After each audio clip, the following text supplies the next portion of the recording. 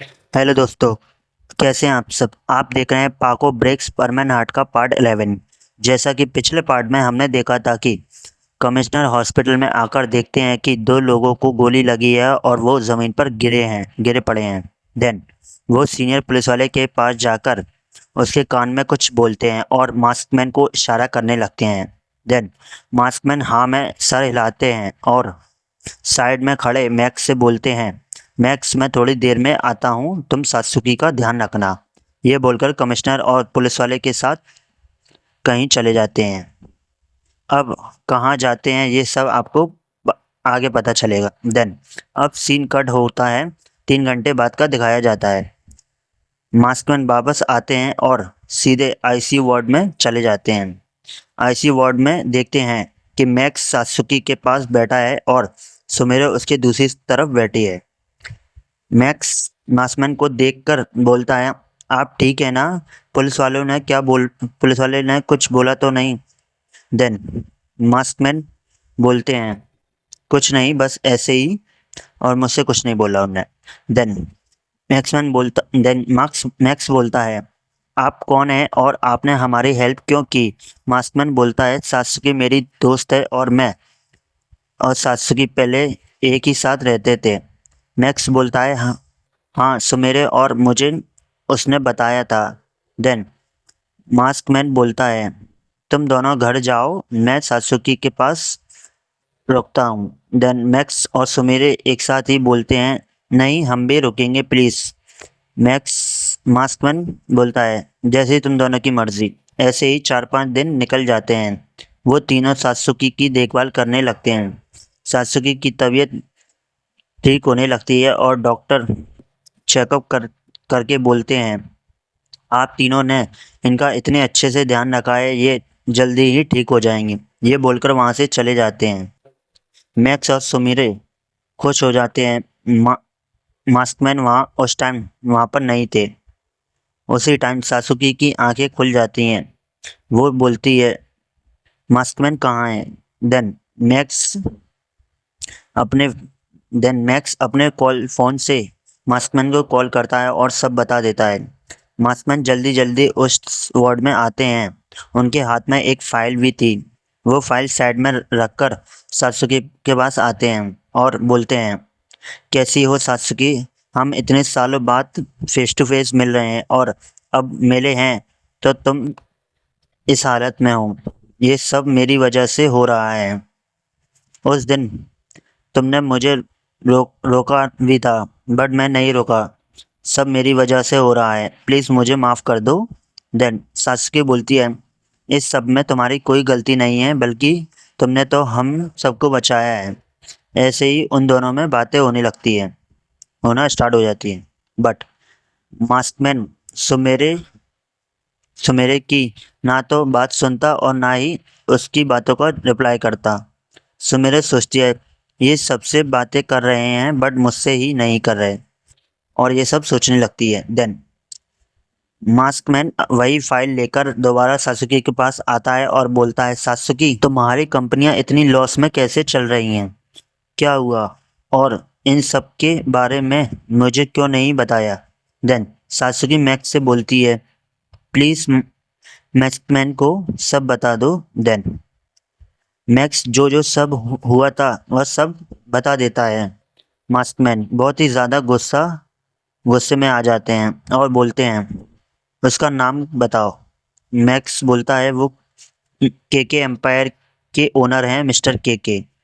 Then maskman बोलता है, Satsuki अब तुम्हारी सारी कंपनियां मैं हैंडल करूंगा। और मैक्स से बोलता है, सात्सुकी का अच्छे से ख्याल रखना और तुम लड़की मेरे साथ चलो। देन सुमेरे बोलती है, मेरा नाम लड़की नहीं है, सुमेरे है। मास्कमैन सुन लेता है बट बोलता कुछ नहीं है और वो दोनों कार में बैठकर निकल जाते हैं। मास्कमैन कार ड्राइव कर रहे थे और बोलते हैं कि ताकेशी को कॉल करके बोलो एक मीटिंग अरेंज करने के लिए, और वो पूछे किसने कहा है तो बोल देना सात्सुकी मैम ने बोला है। देन सुमेरे पहले ऑफिस में जाती है और अरेंजमेंट देखने लगती है। वहाँ पर ताकेशी और वही 150 कंपनियों के सीईओज आए थे। देन ताकेशी बोलता है, सुमेरे कहाँ हैं सात्सुकी मैम? देन सब देखते हैं पीछे पीछे से एक एक्सपेंसिव सा सूट पहनकर और एक मास्क लगाकर कोई आ रहा है। मिस्टर ताकेशी सुमेरे से पूछते हैं, ये कौन है? सुमेरे बोलती है, सर आज से यही सारी कंपनियां हैंडल करेंगे।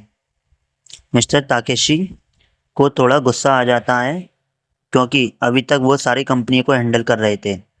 उन्हें लगा सात्सुकी मैम ने इस आदमी को हायर कर लिया है मेरी जगह। देन मास्कमैन बॉस की चेयर पर बैठकर बोलते हैं, आज से मैं इस एम्पायर को हैंडल करूंगा और जिसको मुझसे प्रॉब्लम है वो इस कंपनी को और अपनी पोस्ट को छोड़कर जा सकता है। ये सब लोग मास्कमैन का ऐसा डेंजर लुक देखकर थोड़ा डर जाते हैं और उसकी बात मानने लगते हैं, यहाँ तक कि मिस्टर होशिनो और मिस्टर ताकेशी भी। मास्कमैन के आने से वही 150 कंपनियां सिर्फ 5 दिन में ही टॉप पर आ जाती हैं। मास्कमैन सीधे फॉरेनर कंपनियों से ट्रेड कर रहे थे। इसी वजह से उनकी कंपनियां टॉप पर हैं। एक दिन ऑफिस में सारे स्टाफ अपने अपने घर चले जाते हैं क्योंकि ऑफिस बंद होने का टाइम हो गया था। देन सुमेरी भी जाने लगती है। वो देखती है कि बॉस के केबिन की लाइट्स खुली है। वो केबिन का डोर ओपन करके देखती है कि मास्कमैन अभी भी काम कर रहे हैं। वो उनसे बोलती है, सर आप घर नहीं जा रहे? देन मास्कमैन बोलता है, तुम्हें इससे क्या प्रॉब्लम है? सुमेरा मन ही मन बोलती है, ये आदमी कितना खड़ूस है। देन वहाँ से जाने लगती है।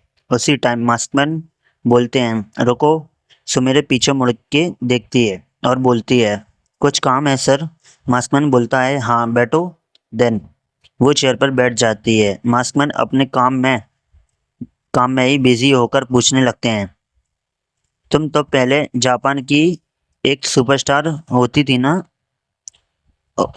थी ना, फिर तुम अपना करियर छोड़कर ये बिजनेस में क्यों आ गई? देन सुमेरे बोलती है, आपको कैसे पता मैं जापान की सुपरस्टार थी पहले?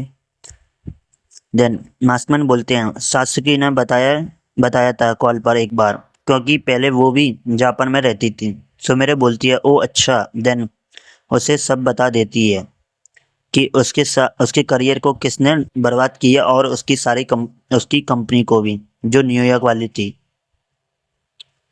मास्कमैन ये सुनकर मन ही मन बोलते हैं, तुम्हारे साथ अच्छा हुआ। मिस्टर केके और उनके लड़के से गुस्सा थे। देन मास्कमैन पूछते हैं, तुम्हारा कोई दोस्त है? सुमेरे बोलती है, मतलब मैं समझी नहीं सर। देन मास्कमैन बोलते हैं, जैसे मैं और सात्सुकी, हम दोनों की दोस्ती को 9 साल हो चुके हैं, ऐसा कोई? देन सुमेरे बोलती है, हाँ इन 9 साल में मैं पहले थोड़ा थोड़ा मिस्टर केके के लड़के को पसंद करने लगी थी। ये सुनकर मास्कमैन अंदर ही अंदर गुस्से से लाल होने लगते हैं। देन सुमेरे बोलती है, बट उस जैसा इंसान मुझे कभी नहीं मिला और ना ही कभी मिल पाएगा शायद। गॉड ने बस एक ही ऐसा इंसान बनाया है। ये सुनकर मास्कमैन बोलते हैं, कौन? वो केके का लड़का? देन सुमेरे बोलती है, नहीं सर, उसका नाम मिक्सो सुवा है और वो एक मिडिल क्लास फैमिली से बिलोंग करता है। देन मास्कमैन बोलते हैं, बट अभी तो तुम बोल रही थी कि तुम मिस्टर केके के बेटे को पसंद करने लगी थी। देन सुमेरे बोलती है, जी सर मैं करने लगी थी, बट मैं हमेशा से ही मिक्सो से ही प्यार करती थी और करती आई हूँ। उसकी जगह मेरे दिल में कोई और नहीं ले सकता। अब इस पार्ट को यहीं एंड करते हैं, मिलते हैं नेक्स्ट पार्ट में। और प्लीज़ सब्सक्राइब कर देना और कोई कमी रह गई हो तो माफ़ कर देना। मिलते हैं नेक्स्ट पार्ट में। Thank you so much.